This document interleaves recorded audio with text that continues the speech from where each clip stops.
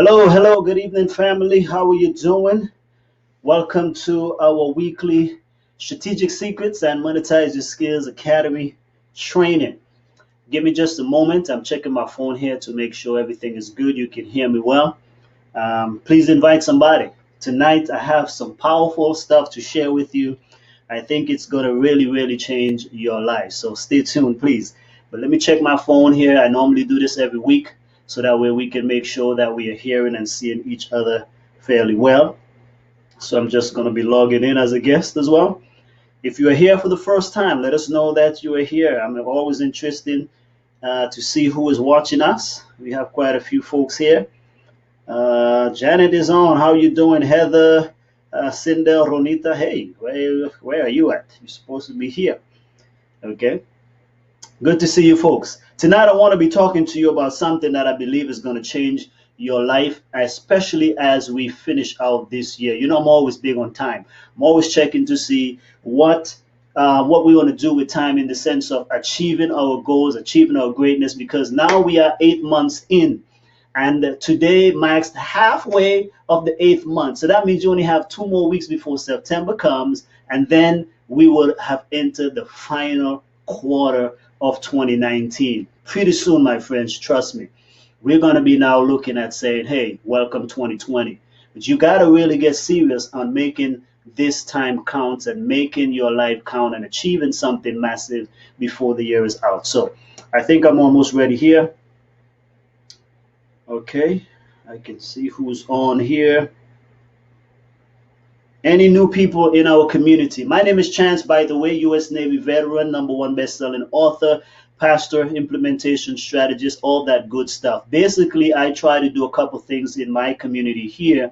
Is I want to help professionals, entrepreneurs, and ministry leaders take their gifts and talents and be able to create products, programs, and services that can leverage their message, leverage their voice. And by doing so, we believe that God will bless you to sustain your mission, your message, or your cause. If any of that resonates with you, then I encourage you to join us every single Thursday at 7 p.m. Central, where we get on here and we talk about how you can do that, especially leveraging the power of technology to be able to teach, to be able to coach, to be able to train, to be able to produce, whether it's books and courses and workshops, masterminds, speaking engagement, all of these things. I not too even long got off the phone, and so we came on a few minutes here late also because I was just talking with a friend of mine who is also a client, on his idea. He showed me his, business plan on how he wants to be able to monetize his skills, and he has a great plan. And so I'm like, you're already technically doing it. Now we just need to get organized. And so hopefully in the next couple of months, you will be able to see more from him as well. And he is a member of our community here, Strategic Secrets and Monetize Your Skills. So that's what we are all about in a big nutshell. If it's your first time, again, I encourage you to go and read more on strategicsecrets.com, strategicsecrets.com, or monetizeyourskills.com. Either one, that's our community. You are welcome to explore the books, the courses, training programs that we have there. But it's all about taking our lives to the next level. Strategic Secrets University, by the way, is not your typical regular university. No, we leave those folks to do their thing. But what we try to do here is we try to teach about things that are not being taught in the classroom and are not being preached from the pulpit. We try to help you to take your spiritual life, and that I hope you're comfortable with that. Sometimes we get business people on and they don't like to hear about faith, but I'm sorry, but that's what we do here. And you're going to hear about how faith can really affect all of areas of your life. So we're not here just to preach at you. We're here to tell you that spiritually, God can really up-level any area of your life, including your business, including your academic career, all of that stuff we teach here, because that's what they don't tell you at church, because we keep everything, boxed in, and you can only do this or do that. No, God wants to bless every facet of your life. You are not a godly person just simply on the weekends. No, God is with you every single where, and God wants to be able to use you to be a blessing to society, to humanity, and make a large impact for his kingdom. And that's why we empower you with resources and tools so you can do just that, because like we said, our tribe, we find that we attract people who have this like-mindedness, who are entrepreneurs, professionals, okay? Those are people who already believe that they can do good in the world, that they want to be able to make money and resources, and it's not a negative thing. There's some people who have negative attitudes about that. That's not what we're about here. And if that's your mindset, then this might not be the place for you, because we talk a lot about that here. So I'm just letting you know, because part of attracting people is attracting those that you want to work with you and those that are going where you're going, and also repelling those that are not for you. There's a tribe for everyone. But in this place, we all about making an impact, and an everlasting impact. Okay, we are here about up leveling our life, every area of it, not just one area or the other. And so that's the kind of people that we want to be able to grow with and to become part of this exclusive community. And we're not fearful also of saying that we're exclusive, because we're not for everybody, right? Matter of fact, the gentleman I was just speaking to, that's one of the things we spoke about, because he was asking about, who his ideal audience is. And I let him know, I said, based on who I see you are as an individual and you're speaking and all these different things, I find that you are deal mainly with young professionals who are very intellectual, and that's who you are. And so it wouldn't do you any good to try to reach other people. Let other people who are more gifted and can resonate with the other crowds who are not on that level. But I see you as a highly intellectual person, and I think that that should be your particular client base. Those should be your tribe and followers. People who are professionals. They are very academically inclined. They love, to read books and do highly intellectual stuff. Pretty much, that's who he is. And so that's part of his message. And I said, if you don't stick with that community, you will find it very difficult to get your message out there, to speak one language to the people. So you want to attract the people that are going where you are, and let other people who are gifted in other areas, let them attract the other people. So that's where all of us are doing everything. I can't reach everyone, neither can you. But if I'm touching your life, but there's some people that you can resonate with that I cannot resonate with. And so I hope that we can all learn to do our part, stay in our lane, and be a blessing. I'm not a medical doctor, so I don't claim to be. And so those who want medical advice in that area of medicine and so forth, you go with the medical doctor. I'm not a lawyer. If that's what you're looking for, you will find that. But I'm a hybrid also, though, nonetheless, because I'm a man of faith. I preach, I teach, okay? I work with churches, but I'm also, my studies and undergraduate level and master's level has been in business. I love to talk about business and management because I don't see a distinction between them. I find that we are all one. Many people compartmentalize themselves, this community, and I thank you guys, ladies and gentlemen, because you actually give me an opportunity to bridge those two worlds, and it's so beautiful. And so that's why that is part of my message, is to be able to help entrepreneurs, professionals, especially those who are of faith, because I know that you can resonate with what I'm talking about. So tonight, what are we talking about?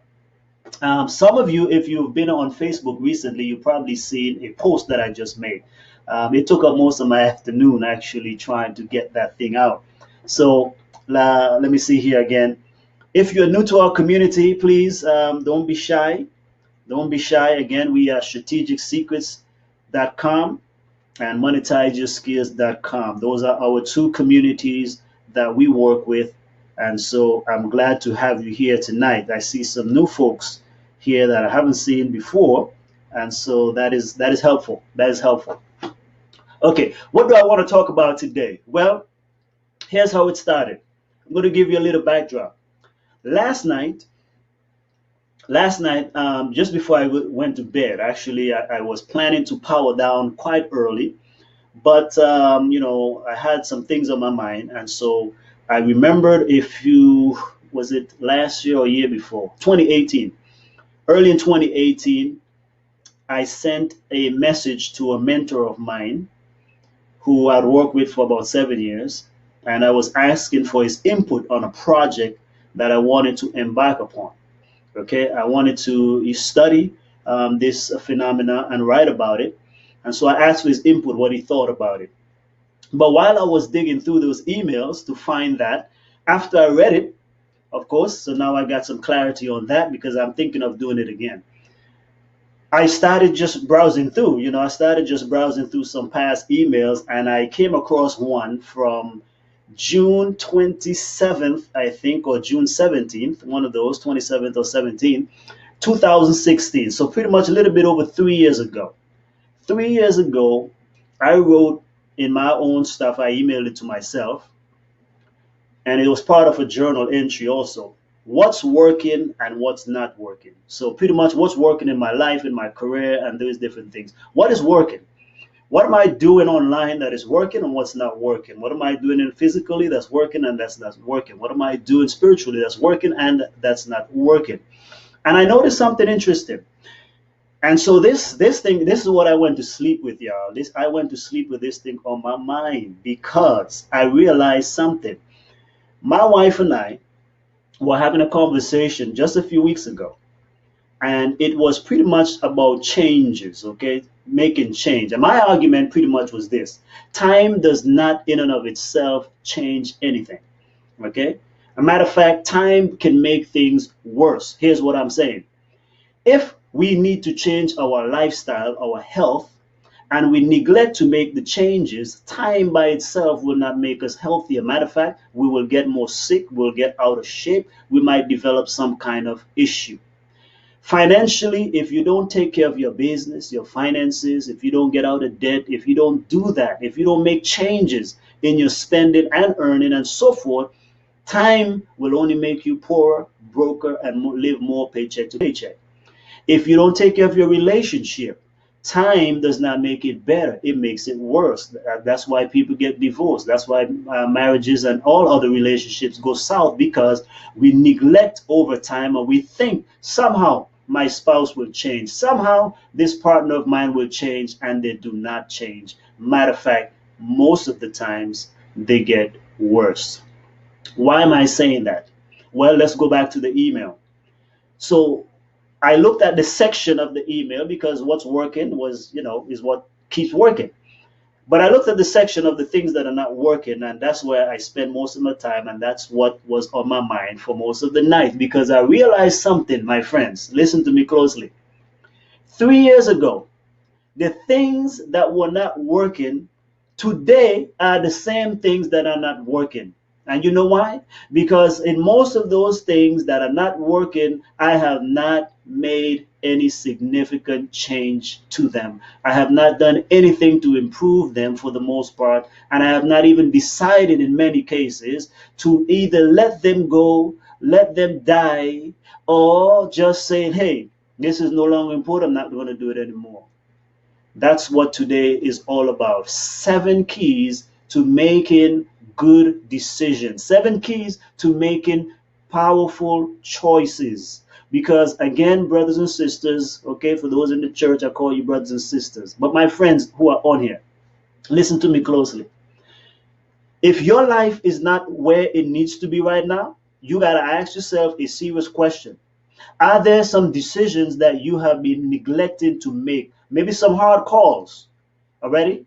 And I'm not saying, listen, some of you are different places. We all are, okay? We all are in different places. But I'm here to speak to somebody. And for those who might be watching the replay or who might see this on YouTube at some point in the future, right now in your life, is there a relationship you need to break off or one that you need to start? Because some people have been planning to get married forever and they haven't done anything about it. Listen, you can't expect a spouse to fall out the sky if you do nothing about it. That's both men and women, okay? Because sometimes we keep waiting for Mr. Right or Mrs. Right to show up, and they have not showed up because you have not made yourself available. It goes both ways now.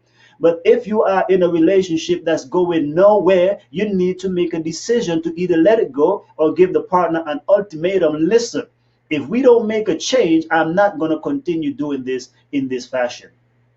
It could be a job. Some of us need to make some hard decisions in our job.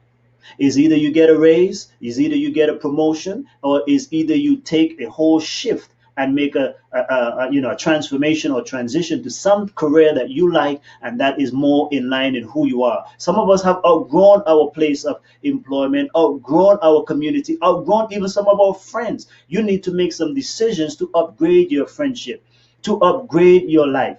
Already? And again, the gentleman who I was just on the phone with, again, he's talking about that's one of the things that he's saying as well, is that it is a season. He sent me that plan because he said, I've been thinking about this for a while. I've been wanting to do it for a while, but I've now decided that I need to actually make a go on it and do something about it. So today, you have to make the hard call in every area of your life. What decision do you need to make that can uplevel your career, uplevel your business, uplevel your finances, uplevel your relationships, your academics, all of those things? We have to make a choice, because unless you change, things will not change for the better, that is, because they normally get worse. So that's a change. But we don't want to sit idly by and see our lives go by. Hold on, let me close this out. Yeah, we don't want to just sit idly by hoping for things to change, wishing for them to change, when the reality is we need to make the change. Jim Rohn had a good saying. If you remember Jim Rohn, motivational speaker, he's now passed on, but he had a powerful saying. He says, for things to change, you must change. For things to get better, you must get better. For things to improve, you must improve. We cannot wait for other people to improve and to get better, because if they do, probably they don't want to hang out with us anymore because they're on a whole nother level. So how about it tonight? I want you to be thinking and ask yourself honestly, is there a decision that you need to make right now in your life, in any area of your life, that you've been procrastinating, you've been delaying? Or it might be a hard call, don't get me wrong, there's some things, but for heaven's sake, here's what you cannot do. We cannot keep, waiting forever to change, waiting forever to take action. And that goes to my friends who are of faith as well. If you check out the blog post there that I wrote, there's a powerful saying. It says, long delays tire the angels. Can you imagine that? That even angels of God are tired of waiting on human beings. Many people say, I'm waiting on God. Truth be told, God is waiting on us. We're not waiting on God. God is waiting on us. Because many times he's already revealed what we need to do, but we are afraid to take action. We are afraid to move forward. We are always calculating, always trying to figure out. Listen, sometimes you have to step forward by faith. Solomon says, listen, if you keep watching the wind and the clouds, you will never sow, and that means you will never reap. If you keep observing and waiting for the perfect time, your ship to come in, your stars to line up, trust me, most of the time they never line up, and people keep waiting. And then you got older, then you get sicker, then you get more lonely, then you get discouraged, and so forth. Because time by itself does not right all your situations. Unless you do something different, things do not become better for you. Think about it. If we don't continue to pursue our academic achievements, we will not get that coveted degree that you want. You will not be able to get the GPA that you want. If we keep waiting and hoping that somebody might just suddenly discover us, how many years will pass before you actually start doing what you want to do or be in the relationship that you want to be in? Right? Now, don't get me wrong. I understand there's some struggles, but let me tell you, there are at least 7 billion people on this planet. It's really not that hard to find a partner. But many of us, we keep waiting and hoping, and we just sit back and relax. And even say we are praying because we like to be so spiritual about things. Listen, God has given us guidelines and principles on what to look for in a spouse, or what to look for in a partner, whatever you want to put it. So you don't have to sit down and say, oh, there is just this one single person on the planet somewhere, and unless I meet them, happenstance. No, you got to go out there. You got to make yourself available. I'm not saying be cheap or anything like that, but what I'm saying is some of us, we are so waiting for so long that other people who might potentially be interested in us are not interested, because we're actually wearing a sign like, hey, off limits. I'm waiting for the one. And so therefore, nobody wants to mess with you because you are so closed off. No, you have to also carry yourself dignified, of course, but you have to let it be known that you are available. Same thing with speaking. People want to become speakers and so forth, but they don't ever go to conferences. They don't ever go to seminars. They don't ever go and pass out no flyers or anything like that. Like, nobody can book you without doing those things. Nobody can schedule you if they haven't seen you speak. So you got to start going to speak to anywhere that you think, wherever you feel the audience is, you got to go and do that. Right? So everything like that, same thing. Don't wait for your healing. Start walking in your healing already. Start doing the things that produce health and then you will begin to see life begin to spring up inside of you. Okay? Now, we might look, I know we get intimidated sometimes, especially financially. You might look at your bills, you might look at the debt. But here's the thing. Even if you can't pay the mountain, but at least begin to, do something about it. Pay $1 if you can't pay 10 or $100, but you got to pay something and start getting that, momentum going, because momentum is what brings in the motivation. You can't walk 1 mile. It's okay. Walk for 5 minutes, 3 minutes even, but start doing something. So, how do we make decisions? Because I don't want you to keep waiting for something to happen so you can change. No, change happens first by making a decision. That's right. When you make a decision that you're going to do or not do something, is when the change, the transformation actually begins.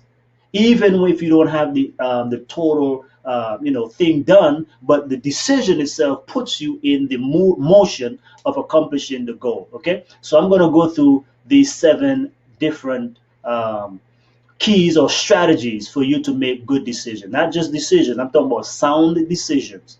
Because again, your life, your results, your outcome in anything, they're technically based on your decisions and choices. I mean, think about it. You make a decision to go to one school, by default, it means that you're going to have certain outcomes.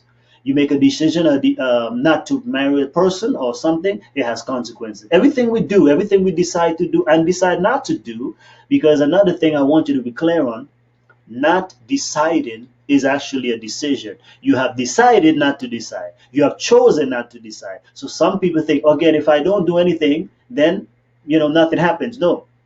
By choosing not to decide means that you will arrive to a place in your life that you will not like, and you just arrive there. Here's the thing. Why be upset with where you are in life if we have not made a decision not to be there? See? If you want to be somewhere, choose to be there. But don't be in a position where I hate my life, I hate what's going on, but you have not made a decision to be somewhere else. And so that's why I'm saying, don't expect life to just magically take you where it wants to take you. No, life will take you in whichever way the wind blows. So choose you this day. Make a choice. God has given to every man, woman, boy, and girl a choice, a decision to make. We can choose to go left or we can choose to go right.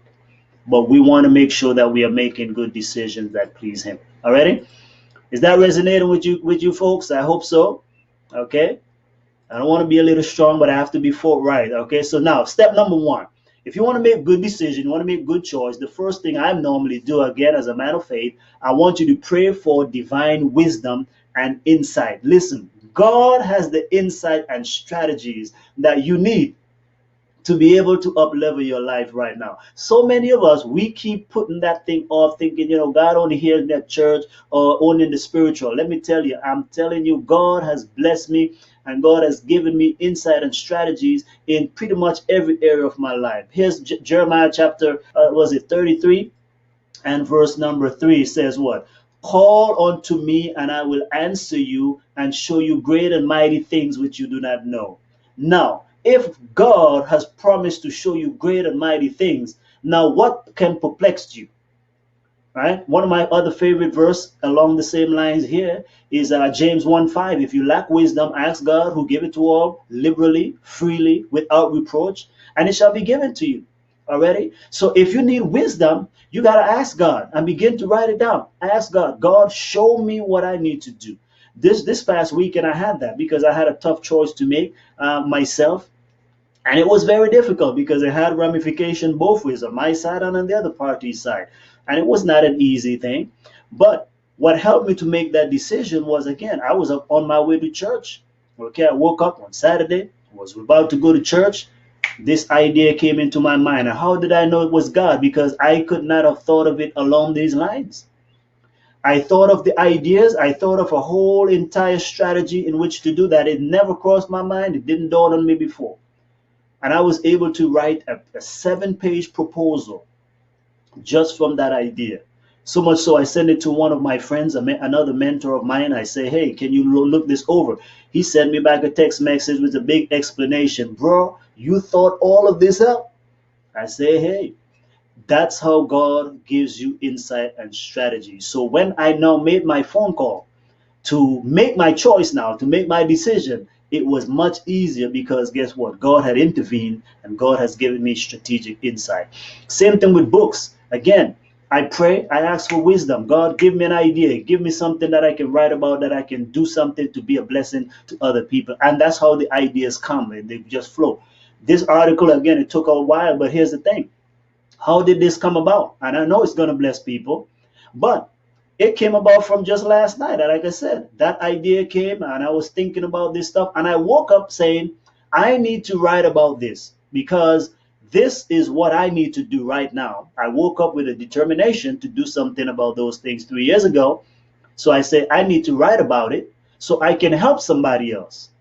Isn't that a God inspired thing? I didn't keep it to myself. And now here am I even extending it here, technically speaking about it again. So this is a form of even me holding me to accountable because I'm telling you, hey, there are things even for me 3 years ago. I already identified back then that these things are not working. They're not to your advantage or benefit. They're not helping you. They're not taking you and your people where you want to go. So why continue to do them? But I did not go and act upon it. And here we are 3 years later, and the same things are happening. Why? Because he failed to make a decision. So, first of all, sit down right now with a prayer, with a pen, with a paper, your iPad, put it in your phone, whatever you have to do, and say a prayer. God, give me wisdom based on these two verses because you cannot lie. Jeremiah 33, verse 3, James 1 5, you said you can give us wisdom. Isaiah chapter 11, verse 2 talks about God is a God. He's a God of wisdom, knowledge, understanding, and all these things, the 7 different spirits of God. He said he is all these things. He's a spirit of might, spirit of wisdom, spirit of knowledge, spirit of understanding, of fear, and all of these things. God has all supreme knowledge and wisdom. And if you are his child, you have access to that. First Corinthians and Philippians chapter 3 tells us we have the mind of Christ. Let this mind be in you, which was also in Christ Jesus. I can do all things through Christ who strengthens me. That means temporal things too. Again, we get so spiritual in many things and we don't claim them in the in the natural. Okay, God is concerned about every area of your life. Okay, let's get to point number 2: is gather the best information. Yes, we do need to make sure we have good information because good information helps us to actually make good decisions. So what I mean by that is, choose your sources wisely before you decide. Okay. Now that does not mean you're going to get, suffer from, was it paralysis analysis kind of a thing where you keep analyzing over and over and you don't want to make decision. No, that's a trick that we play on ourselves where we try to get ourselves not to act. No, that's not what I'm talking about. So what I'm talking about is this though. If you need health advice, if it's about nutrition, find a nutritionist, find a fitness coach if it's that, personal trainer, somebody who's healthy, your doctor, right, your physician. Go there and get some inputs on that. If you need some help financially, get a financial advisor, financial coach, right? Take a class, read a book, okay? My friend, even there, again, we were talking about what he wanted, but afterwards I just threw in because we got on money as well. I say, hey, first of all, are you even taking advantage of your own employee matching program? Your employer matches you, whatever you put in for your retirement, they match it. Are you maximizing that? See, little things like that. So, but he has a financial advisor meeting scheduled, so that's good. So that's what we say. Don't go to a person who is not where you are financially to try to get there financially because they're probably in the same boat. If somebody's living paycheck to paycheck, they may not be able to help you at this time to get to the level you want to get to. If you want to get out of debt, find somebody who's already gotten out of debt or who is doing very well in that arena, and they can give you advice. If you need relationship advice, you go to the person who have had a good relationship, who's probably been married for a while. If it's marital advice you need, they've been married for over 10 plus years. If you go to these kind of people, then you can get advice. That will be good advice because they can give you balanced advice.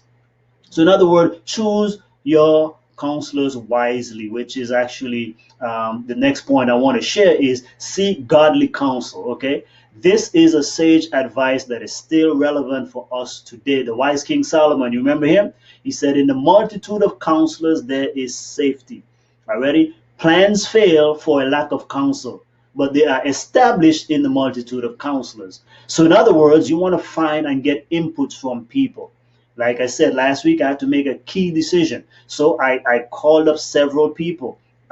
Where's my notepad? I don't even have it here. But I ran my decision by at least 7 people. Okay, at least 7 people, because it was that major. It's a life altering decision. And so I did not just say, let me run that. I got input already from my wife. I got input. This is where I feel God is going. Letting me go. But at the same time, even though the doors are opening, I have to check carefully. Because one of the things that I teach again and I understand is when God is leading you, He said He opened doors that no man can shut, and He shuts doors that no man can open. Well, this door is more than wide open. There's no shutting, there's no closing. And it is so good that I'm like, Lord, are you the one opening this for real, or is man opening this thing? Because this is too good to be true. And so, but even in that case, I had to pass on that door. I had to pass on that door. So it's one of the first time in recent years that I've had to pass on open doors. Normally for me, if the doors are open, I go straight into it, especially if I didn't have anything to do with it. But in this particular case, I decided not to go through that, but I was able to come to that conclusion and decision because I ran it by a multitude of counselors. So if you're a person of faith, though, remember the daddy of King Solomon, David, King David, who was also very wise, said, "You listen, do not walk in the counsel of the ungodly." So choose your counselors very, very carefully. Already, you need information, yes, but we have to also be careful of the people who are giving us information. So know where you are going. Now, I'm not saying no, just because somebody might not be in the church, if you're a person of church, that you can't get advice from people who are not in church. Because here's the thing. I personally would rather take advice, financial advice, from a person who is not in the church but is very good with finances and have been very successful. That to me means the hand of God is with this person. Whereas there could be somebody, they pray 15 times a day, but they still are not financially off. I wouldn't take financial advice from that individual. However, if I need prayer and I need advice for prayer, that's the person I go. So we have to balance these things out, right? Be very careful. So when we say godly counsel, mean the Spirit of God is with the individual. The Spirit of God, He said, you will know them by their fruit. So even because God says He causes rain to fall on the just and the unjust, there are some people who may not necessarily be of your faith persuasion, but the hand of God is still upon them, right? If you read the Bible again, God has blessed and spoken to many people in the Bible who are not part of His so-called people of of faith or the Israelites. He spoke to other people as well, and He worked through other people also. So be very careful on that and be balanced. Okay. Now let's look at the next point. Next one is you want to weigh the pros and cons. So after you got feedback, you got solid information, you've done your homework, done your research, then you sought out counsel and advisors. Then the next thing you want to do is you want to actually now weigh the pros and cons. This is where you're now really launching out to make the decision. So here's what I'm going to say about this stuff, because you already know what pros and cons are. Generally, there should be more pros than cons if you want to move forward. If there's a lot of cons or negative consequences to making the decision, you probably might not want to go forward with that thing. Or if you have a strong risk tolerance, then perhaps you can proceed. But I would say if it's a life altering decision, if it's something that's radically going to change your whole life and whatnot, then you probably want to forego that decision, or you decide not to go forward, right? Because that's a decision also. Okay. But in this case, you're at least choosing. You're not blindly just letting it happen. You're choosing. I choose not to go forward. Like in my case, it was a life-altering decision, and I make a decision that I'm not going to go forward with that option because it would have radically changed my life, my family's life, and for the next couple of years. It has ramifications in many, many angles. So I weigh the pros and cons. Now, here's what I would say though. If going this way or that way, let's say you have two choices, okay? And if either way or road or path will get you to your destination, then just choose one. In other words, the consequence of going both ways are pretty much even or the same or inconsequential. Then for the love of God and your family and yourself, just go and choose one. Don't be like, well, no, listen. They both have similar pros and cons. and there may not be much difference. Just choose one of the roads, because again, some of the quotations I shared with you in there from a book called Christian Leadership, one of the stuff said again, yeah, long delays tie the angel, but it says sometimes it's even more excusable in the eyes of God that when we make an excuse, we make a mistake. It's more excusable to make a mistake going forward than to always be hesitating, doubting, questioning, and whatnot, and not moving forward. I find that to be a very powerful quotation for leadership, because people don't like to follow you if you can't make decisions, if you're a leader, or you're always vacillating, right? That's why even Joshua said, choose you this day whom you will serve. Don't vacillate. If God is God, serve him, man. If Baal has all the power, then serve him. But don't keep vacillating between two opinions. As a matter of fact, that's why some prayers are not answered, even when we seek God for wisdom, because the same James chapter 1, verse 5, verse 8 says, many a times we don't receive anything because, guess what? We are double-minded and unstable in all of our ways. So that's why we say sometimes we pray one way, we act another way. You know what? If you want to pray that God will bless you with a job, then you have to be making move in that direction. Or if you want to have a rich man, for example, ladies, let me see, there's many ladies on here. Some of you might be married, but here's an example. If you want a rich man, why are you going to be dating men who are broke? If you want an intellectual man, why are you going to be dating men who are not intellectual?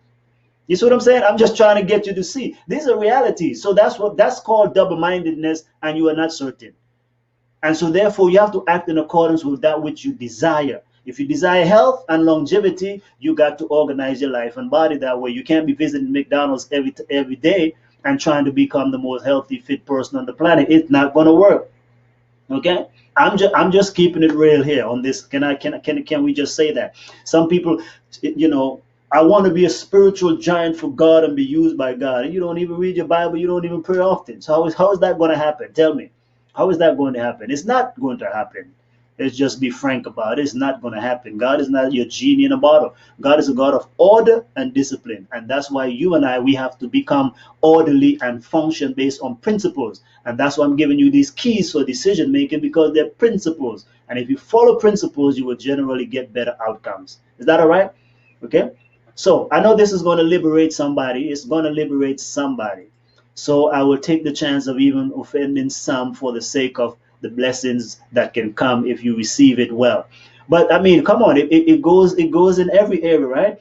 Your job, yeah. If you want a six-figure job, you can't be messing around with $30,000 opportunities and $50,000 opportunities. No, you got to go for the job that you believe is for you.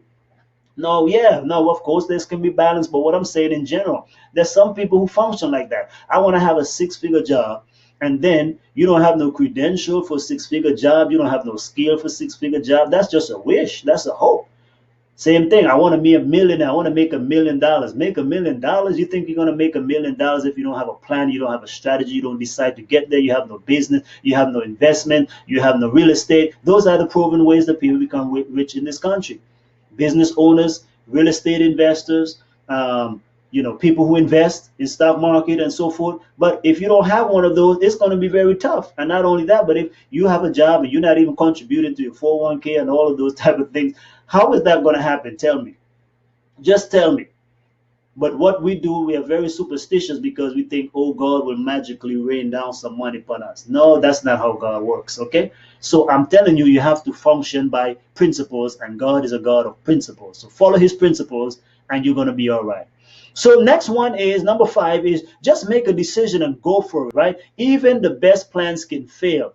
But here's the good thing. Dave Ramsey, I love him. He said this thing. He said, if you make a wrong decision, simply make another decision, right?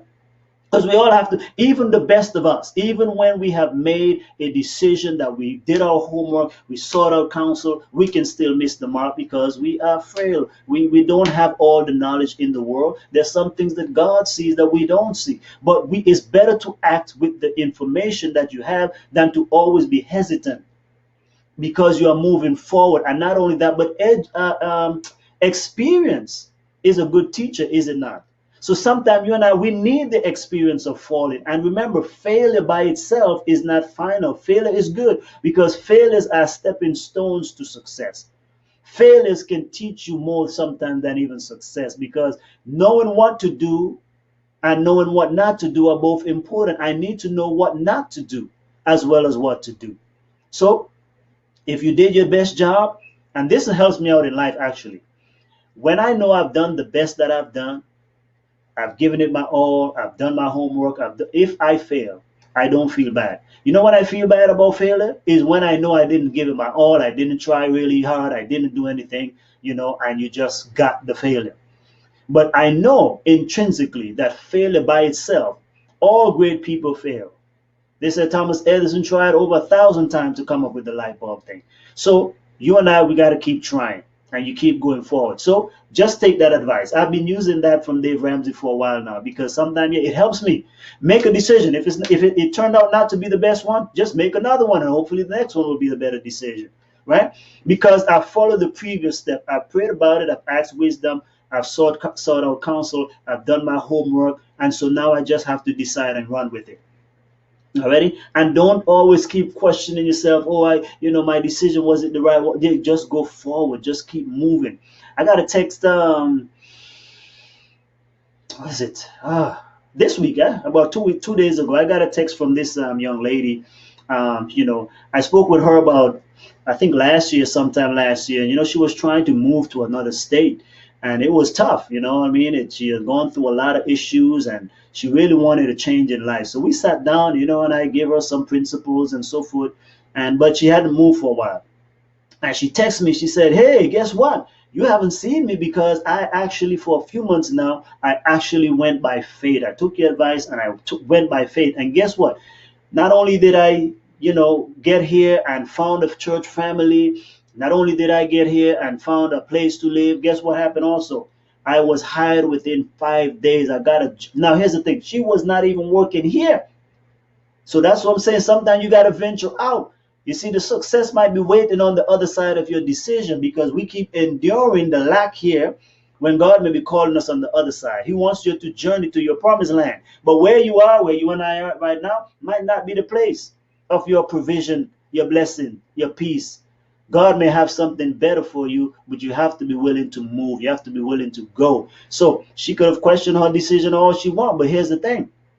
Now, it may not have always turned out like that. It could have been worse. She could have, tried and say, well, this was the worst thing. I should not have moved. But guess what? At least she did something. And now she would have learned what not to do the next time. She might have learned that, hey, maybe I need to try this. Maybe I need to get in touch with somebody before I get there, or whatever the case, or send some application ahead of me. Those type of things. That's what the experience could have taught you. Already?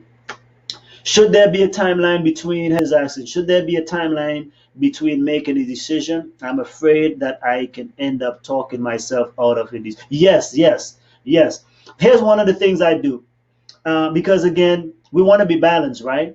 You have to do your homework and everything like that, because yes, there's a time to plan, there's patience and so forth. But again, if you are in tune with the voice of God, he will tell you when to go, when to hold back and so forth.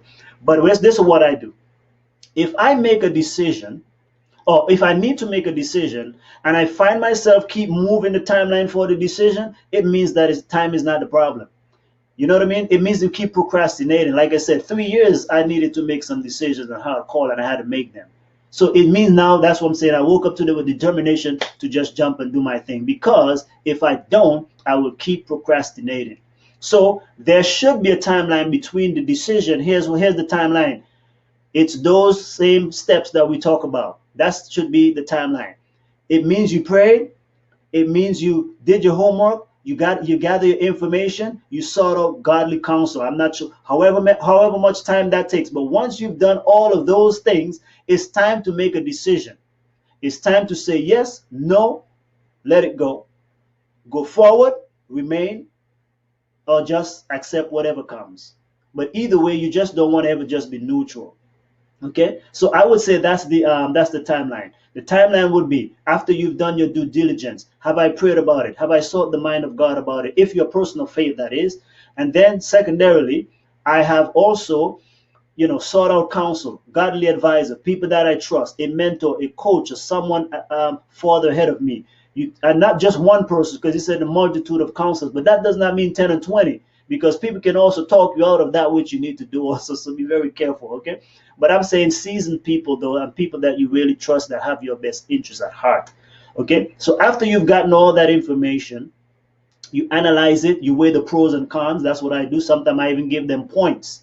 Okay, I like to do 100. So I would say, based on let's say there are 5 key metrics that I'm looking at.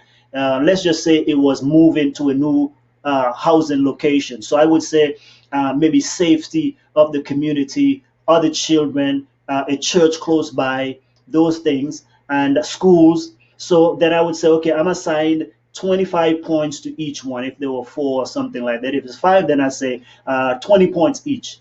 And so after I tally them up, then I would see on this side, this neighborhood got 70 points, this neighborhood got 90 points. I'm probably going to go with the 90 neighborhood. But if they were both around, let's say, just be honest, let's say they were 75 and 80, then either one probably might be fine. Either one might be fine. Or then I can defer it to my spouse or something like that because it's inconsequential. I can say, hey, you know what, you make the shot on there, I'm fine either way. Either way. So I think that's a good question. Okay. I'm afraid I end up talking myself out of it. Yeah, we all do. And that's why you shouldn't always take long. I'm talking about being decisive and being prompt. Prompt. Sorry about that. Have a little accent here. So I would say I find the longer I take to make a decision is the more afraid I become. And is the more I procrastinate. But the more I'm prompt about things. And this takes time. If you follow these 7 steps, I believe over time you will begin to make wiser decisions and faster decisions. Okay? Now let's go through the next 2 real quick. Is journaling your decisions and their outcome. Again, this helps you. I find that writing out a lot of my things, what's my problem? Here are the possible solutions. Like I said, I actually do the point system and the pros and cons. I weigh that. And so when I see that more decisions I make turn out better, it gives me confidence that I'm actually a good person to make decisions, or I'm actually strategic in my thinking. So write it down so you can chronicle. Back then, let's just say the last 10 decisions you made, 7 of them turn out to be good. It means, therefore, that you are a wise person and you are a strategic thinker, and most of your decisions are generally good. So you can make decisions much faster. If, on the other hand, you've made 10 decisions and only 4 of them probably turn out good, it means, therefore, that you might just want to slow down your ropes in decision making or get better counsel. So improve one of the points. Maybe you want to get better counsel or take your time to gather more information so you can make better decisions. Especially when you invest in a lot of money, you need good information there. So I would say, but I wouldn't feel comfortable investing, let's say, $100,000 in a particular stock by myself. But if I did have a financial advisor who's very good at that, and he has gotten a lot of return on investment, investing that amount of money, then I can make a quick decision. Why? Because I have a trusted advisor, a trusted mentor. You see what I'm saying? So that's the kind of stuff that I'm talking about. There are people that I know who have my interests at heart so much that, generally speaking, if there's a chance, this is what I believe you need to do based on who I think you are and all that's happening, I generally can take that person's advice, sometimes even over my own. But you don't be careful of that. That takes maturity and years of trust. Okay? Never defer your decision to someone else that you do not trust, especially if it's not your spouse, if you're married, your husband or your wife, or a family member. Okay? Take advice, but you are responsible for making the final decision. And lastly is challenge. Okay? This one, yes, might be a little bit selfish, but I want you to take a challenge. Sometimes I have found that I have to challenge myself to do something. Okay? I remember, again, you can't see it now, but I remember in the military, I've always been fairly, on the slender side. I'm a hard gainer, what people call. But I remember the first time I bulked up and really, really bulked up. I entered a competition. My name was in magazine, all this kind of stuff. Because I took a challenge. It was a 12-week challenge to get into the best body of your life, right? Actually, you guys, that's it. That's the book, Body for Life. You remember Bill Phillips stuff? Yes. Back in, I think that's 2001 or 2002. That's a long time ago. But I entered that competition, and man, I got super ripped and so bulked. It was even strange to me because, like I said, I have never done anything like that. Like I said, I'm a hard gainer. I have to eat a whole lot in order to be able to gain a lot of weight. So, but I was willing to do that challenge because it was a challenge and I felt good. And so I said, I'm going to win this challenge. And so I was eating 6 times a day. Now, mind you, I'm a person who eat 2 or 3 times a day. But because I was so focused on that challenge, and just I just only have to do it 12 weeks. So I give it all. And so many other things I've done for school. I've taken 100-day challenges. I've done 7-day challenges. All of these kind of things because they dare you. Okay, so I have put together for this community what I call a 40-day challenge, a 40-day challenge to achieve a major goal in 40 days or impact the lives of 40 other people in just 40 days. So maybe you might want to check that out. Let me put it in here. It's called, you can go to www.strategicsecrets.com/challenge. Strategic Secrets, give me a second, .com/challenge. Alrighty? So it should be on your screen right there. Strategicsecrets.com/challenge. Go check it out. It's only $1 a day. And for those of you who still have the coupon, I know I had emailed the coupon out to some of you. It should still actually be working. You can actually take it for just $1, the entire thing for $1. But I wouldn't tell you that on here because I want you to put something in so you can get something out. Okay? I'm just joking. All right, let me put it up here. A shortcut would be, okay, you can go to Strategic Secrets University or click right below if you're on your mobile device right below here, or if you're on your PC on the left or right hand side, you should see this offer. Click on it. Again, it's just $1 a day, okay?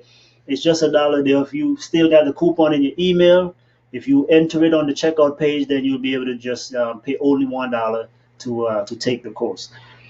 Not a course really, it's a challenge. Okay, so every day it's a challenge where in 40 days you have to set a goal. You have to achieve a major goal in 40 days. You're laser focused. Every day you get an email, you get a video on this challenge to motivate you, to inspire you, and to guide you to take certain actions. Every 10 days we do prizes, gifts and prizes, because if you open your email, if you take action on the stuff, you gain points. And then after 10 days, you can redeem the points. If you leave them to pile up, you can get bigger gifts. So we give away all kind of gifts, okay? We give away books, we give away audio books, we give away courses, we give away t-shirts, all these different type of things. But that's just an incentive, something to kind of get you going, okay? I think I shared this before, but here's some of my journals right here, right? Master productivity in 100 days. Accomplish your goals in 100 days. So these are some of the things we do. But for people of faith, we love the 40 days, right? So, Moses on the mountain for 40 days, Jesus in the wilderness for 40 days, and so many others in the scriptures deal with 40 days. So that's why we say, okay, for my community, most of them are people of faith. So we're going to do 40-day challenge. So again, go to strategicsecrets.com/challenge and check it out.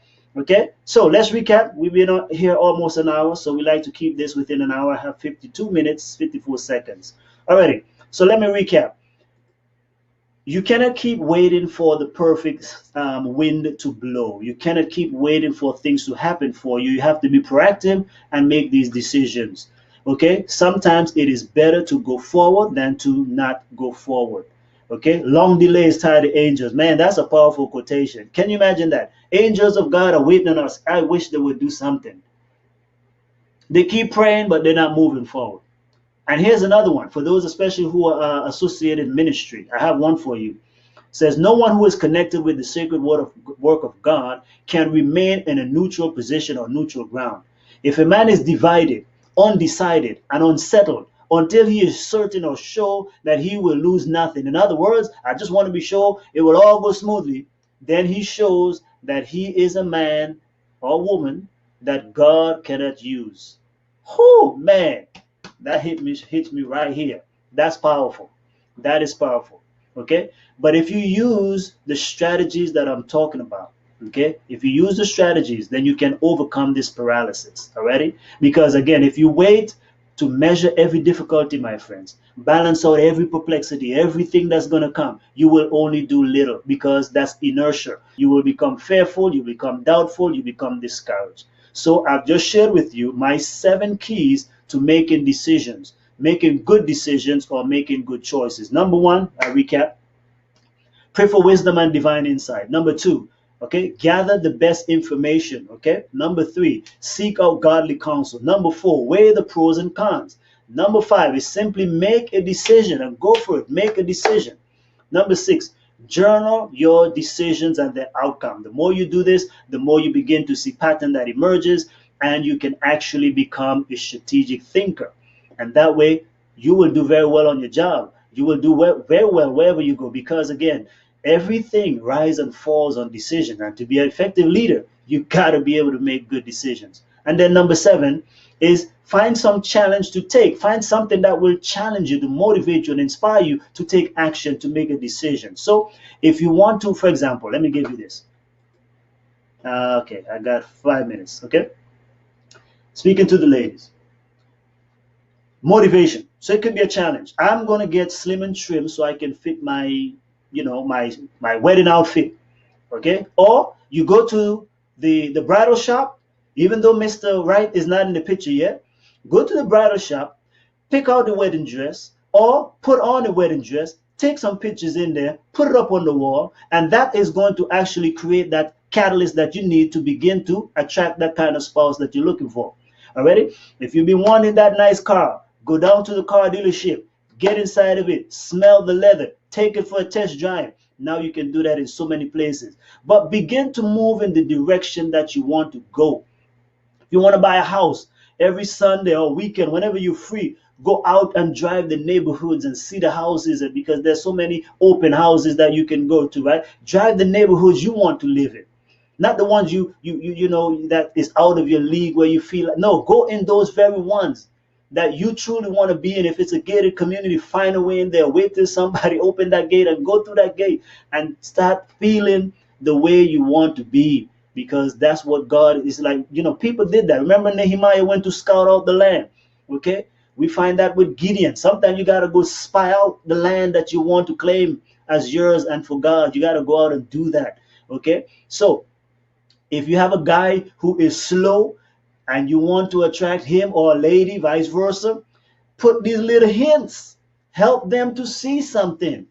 Okay? Because sometimes in today's world, I tell you, guys and gals, sometimes it's a different season. People can't communicate today, right? We have too much technology. That's probably part of the problem. But sometimes you got to give them a hint. Make a little note. Say, you look good today. I like that sweater that you're wearing. Just you're just giving them hints, okay? You're just giving them hints. I'm not trying to stir up anything here, but I'm telling you, hey, if it's been a while and you're trying to get somebody, those are the kind of things you got to do. Let's be practical. Help the brothers out. Help the sisters out, okay? So I'm going to leave it there for today. I hope this really encouraged you and inspired you. My goal today really was to share with my community the fact that time is important, and you cannot get back the last 8 months. It's gone, and the year is about to end. What have you wanted to do all year long that is still undone, simply because we don't make a decision? Not only that, but probably the years have passed and you still have not gained much progress in one particular area of your life, still not lost the weight, still not completed the degree, still not moved, still not changed jobs, still not done all of these things, still not growing closer to God, you still feel cold. Listen, you have to make a choice, because time by itself does not necessarily make things better. In fact, it can make them worse. So to solve it is to use your God-given right and capacity to make decisions and choose the life you want to live, instead of wishing and hoping that you will somehow magically come into your life or your season. God bless you, and I hope that this information will be put to use this coming week. And I'll see you all next week. Every Thursday, remember, we tune in right here every Thursday. You can sign up automatically at strategicsecrets.com/weekly webinars, or just go on our website, and the banners on the top, the navigation bar on the top will give you the option to sign up. Alrighty, I'm going to see you later. Arrivederci.